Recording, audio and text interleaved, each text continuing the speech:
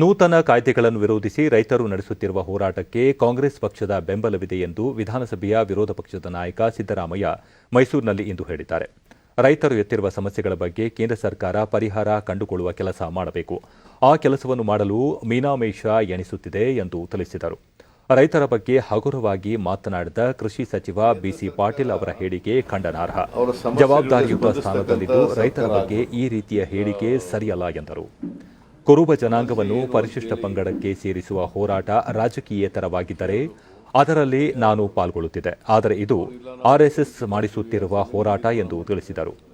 Corona ಸೋಂಕಿನಿಂದಾಗಿ ರಾಜ್ಯದಲ್ಲಿ ಆರ್ಥಿಕ ಹಿಂಜರಿತ ಸೇರಿದಂತೆ ವಿವಿಧ ಸಮಸ್ಯೆಗಳನ್ನು ಎದುರಿಸುತ್ತಿರುವ ಸಂದರ್ಭದಲ್ಲಿ ನಿಗಮ ಮಂಡಳಿಗಳಿಗೆ ನೇಮಕ ಮಾಡಿರುವ ರಾಜ್ಯ ಸರ್ಕಾರದ ನಡೆ ಸರಿಯಲ್ಲ ಎಂದು ಹೇಳಿದರು. ಅವ್ರ ಡಿಮ್ಯಾಂಡ್ ಏನು? ನೀವು ತಂದಿರ್ತಕ್ಕಂಥ ಕಾಯ್ದೆಗಳು ವಾಪಸ್ ತಗೋಬೇಕು ಅನ್ನೋದು. ಅದು ಬೇಜವಾಬ್ದಾರಿ ಹೇಳಿಕೆ. ರೈತರು ಅವ್ರ ಕೃಷಿ ಮಂತ್ರಿ ಆದವರು ಜವಾಬ್ದಾರಿಯಿಂದ ಮಾತಾಡಬೇಕು ರೈತರ ಬಗ್ಗೆ. ಅವ್ರು ಆ ಥರ ಹೇಳಿದರೆ, ನೀವು ಹೇಳೋ ರೀತಿ ಹೇಳಿದರೆ ಅದು ಮೋಸ್ಟ್ ಇರ್ರೆಸ್ಪಾನ್ಸಿಬಲ್ ಸ್ಟೇಟ್ಮೆಂಟ್.